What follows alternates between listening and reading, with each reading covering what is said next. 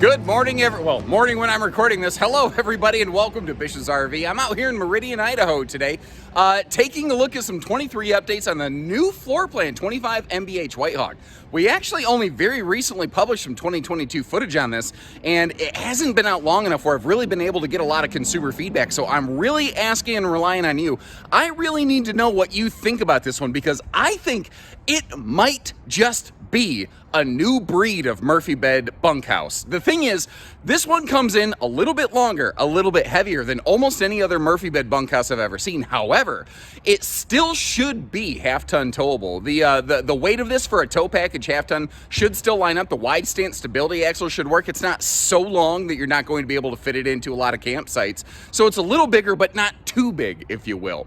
The other thing is, the way that they did this one, most Murphy bed bunkhouses have jack squat for kitchen countertop prep space, and the exact opposite is true in this one. This has perhaps the best kitchen I've ever seen in a Murphy bed bunkhouse, with some very respectable storage to go with it. Now, naturally, it's got kind of like the 29-foot Whitehawk bunkhouse. It's got that rear cargo door, which is fantastic for like loading kids' bikes or dog kennels or folding e-bikes or something like that. I've personally tested. You can fit most folding e-bikes through that back door.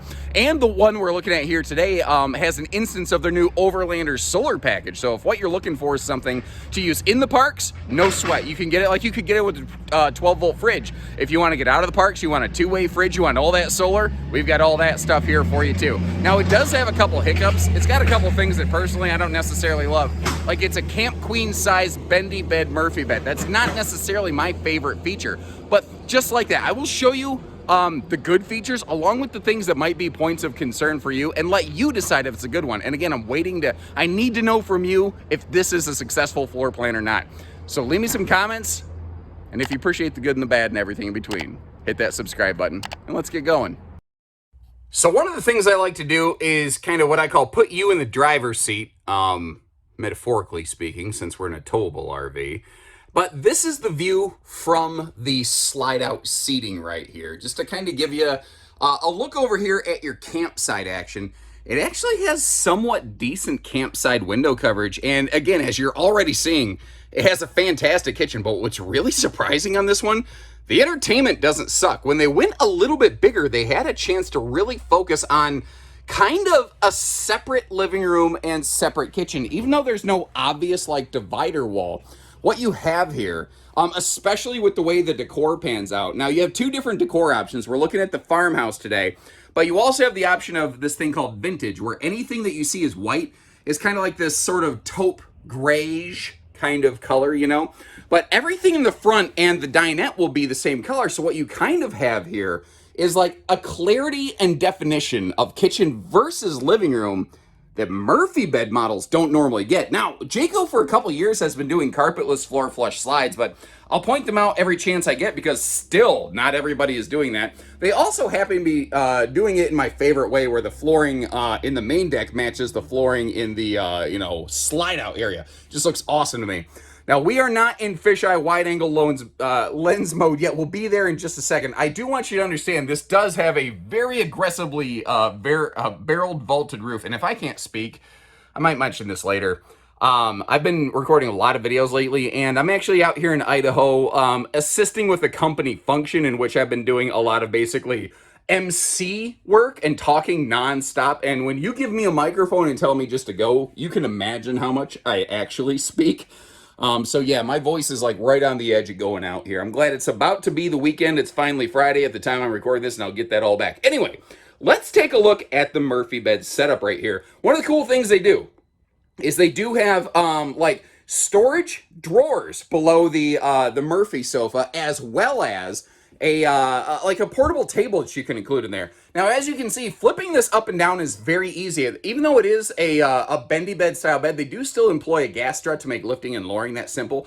But again, it is a Camp Queen sized mattress. One of the things that I didn't really take the time to display there, though, is behind those hanging wardrobe towers are those little hidden headboard pockets. They're big enough for like, a little phone charge or something like that. But in this model, they're not like really, really big. I don't think you're going to put anything really substantial back there. But putting the bed up and down, not bad. And I'll give them credit. That mattress is not terrible. And if you wanted to get like a foam top or something like that, you could probably make this work. Or If you wanted to get something like a longer True Queen like foam mattress from like the foam factory of your choice or something like that, this is a model where I do think that could work. And again, they put good window coverage in here wherever they had the opportunity. These are all blackout roller shade style windows, which is nice. But let me get you a couple more little details. Both sides of the bed have household outlets, USB plugs, and the little light switch that activates the little light in the hidden headboard pocket. But then again, behind those wardrobe towers, you once again have more of those, power outlets and everything. Now, the front entry door does not have a viewing window, but you are still getting light from it, but you do maintain privacy.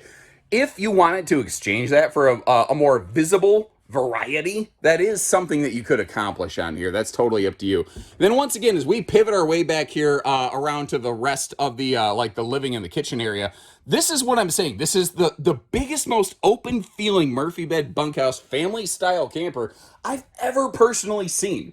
And if there's one of which I'm not aware, please leave me a comment. But maybe it's, the video doesn't do it justice, but this has just such a wide open look and feel.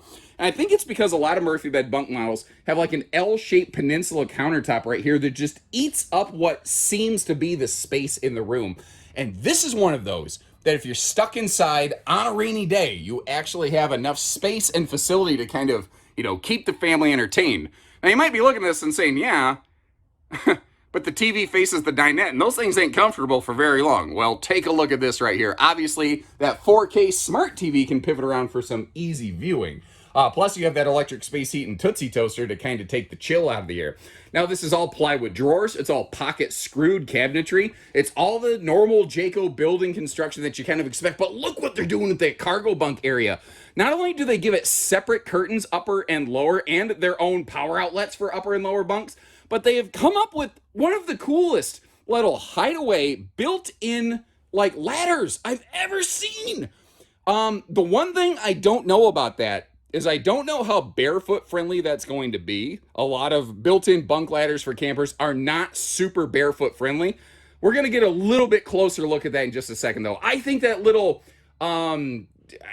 fold out ladder tree, that is a really cool thing that I hope we see more of in more RVs. Now, another quick note. I'm out here out west where there's a lot of dry camping, so it's a lot of solar, a lot of gas electric two-way fridges, and as you can see, you can get this built with an 8 cubic foot gas electric two-way. You can also get it built with a 3 something like that, cubic foot 12 volt DC compressor fridge. So you do have a couple different choices on what sort of refrigerator you would like in this. And we carry both varieties at many of our Bishop stores, so don't be afraid to check our inventory or call our team. It might be different from this video. But this guy, once again, so getting you up close, these are a little bit flatter. I think this might be decently barefoot friendly, but what's awesome is it just folds away and locks in place. And if I can do that with my stupid untrained left hand, I believe that you can do this with both, either hand, whatever the case may be. And by the way, I want you to note the fact that this rear cargo door does have a deadbolt lock, but notice how it exists below the mattress line. So if you've got a kid that, when my brother was in his preteens and he had his raging hormones going on, my parents had to make sure he stayed in the camper all night. This is one where they would have been able to keep this thing on lockdown. And finally, moving our way over here to the bathroom area, beginning with the porcelain foot flush stool and some very fluffy, friendly space around that. My dad bod is one heck of a father figure, if you will, and I'm not the widest individual, but I am tall and long and lanky, and I found that I think anybody's going to fit in that thing pretty nicely. Nice corner medicine cabinet with backlight, lighting in there with back lighting. Yeah, okay. I'm tired, I'm dehydrated, I need to just wrap it up here. And excellent space in the shower. Now, even though it's only a 6.5 foot sidewall, that extreme vault in the ceiling and the fact that they put the shower head on the inside, the tallest part of the ceiling, makes it surprisingly comfortable for tall people. And I don't know what it is. I've talked about this before, I don't get it, but when somebody throws a window in the bathroom, there's something about this, man. It just churches the place up like church's chicken? I don't know. But now flipping around the other direction, climbing in the shower with me, which after this I would advise you take a second shower, but neither here nor there. I also have taken the time to close the slide up and show you the RV here in road mode, because I figure Showing this with the slide closed will very obviously showcase the fact that this has it completely passes the Cracker Barrel test. Actually, this has one of the best traveling functionalities of a Murphy bed model that I've ever seen. But look at this. While you're going down the road, it is actually advised that you keep this bed in the up position and locked. But if you need to make a stop and flip the bed down, obviously you can do that and get around the bed. Or what this shows you is you say like, listen, I don't like that Murphy bed. I just want a queen bed, but I really like this camper. What you can actually do is ignore the Murphy bed, put in a 60 by 80 true queen bed of your choice, and just leave it down all the time. You could put a big, thick, heavy mattress in this. So that is another thing that a lot of Murphy beds don't allow for, and you'll still be able to close the slide. But then look at this.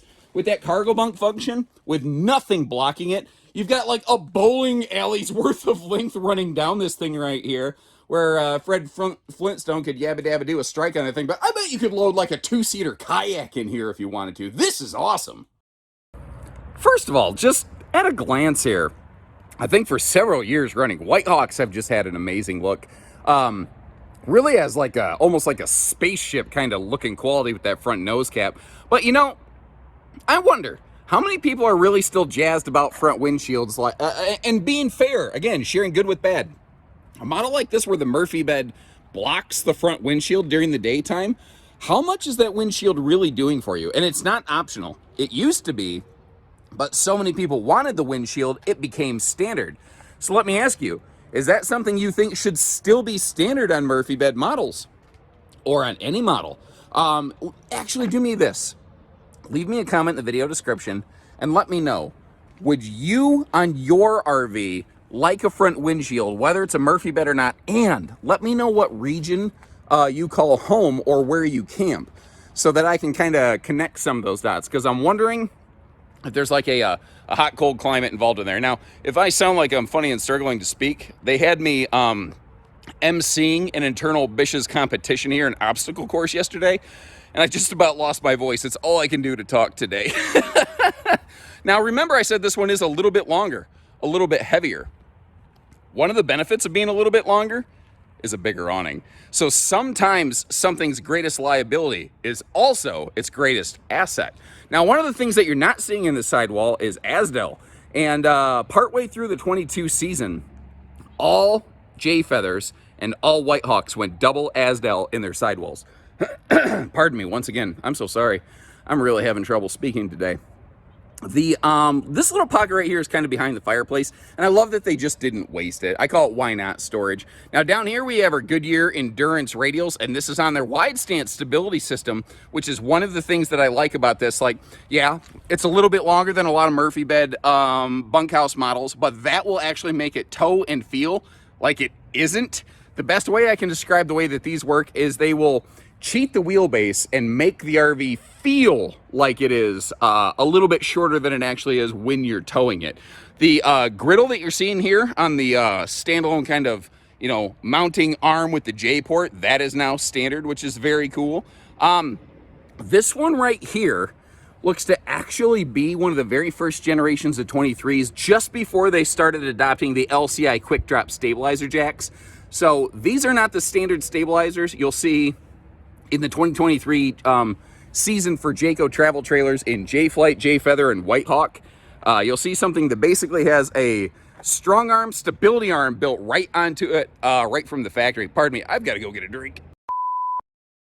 Once again, I do apologize. I'm doing the best I can to try to get some things out here for everybody and to give everyone that good info, and there's just only so much of my voice to go around, I guess. It turns out there actually is a limit to how much hot air I can spew out there on a given day. It just turns out it took about 12 hours to get there. Now, I'm going to try to wrap this up before I just continue swallowing on camera. One thing I really do want you to know, well, two actually. First of all, this has a single sewer outlet on this floor plan, which is fantastic because it kind of has a little bit-ish of a front kitchen. But the underbelly here, it is enclosed. It is forced air heated. Actually, Whitehawks do have a 0 to 100 degree rated, test and proven kind of quality about them, which not every travel trailer necessarily has. Now, one other thing here, I mentioned we're looking at their, they have one of their solar packages on this. Jayco has tweaked up their solar packages for the 2023 year.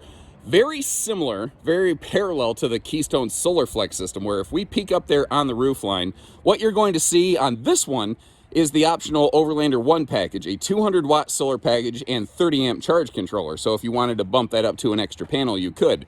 You can also get this outfitted with the Overlander 2 solar package, which will add a second 200 watt panel and an 1800 watt inverter to this RV to run many of the household outlets on the inside right off battery power. Very, very handy if you're going to be untethered and out of the parks.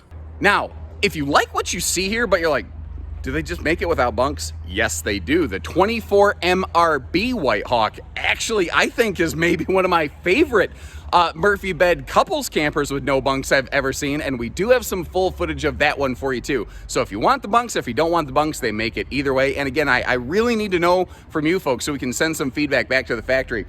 Is this like, it's different, but is it good different, or is it different just to be different? Because there's a key distinction right there. And as always, you folks drive this channel, and what a lot of what we do here at Bish's RV, your input is directly affecting what we do for you.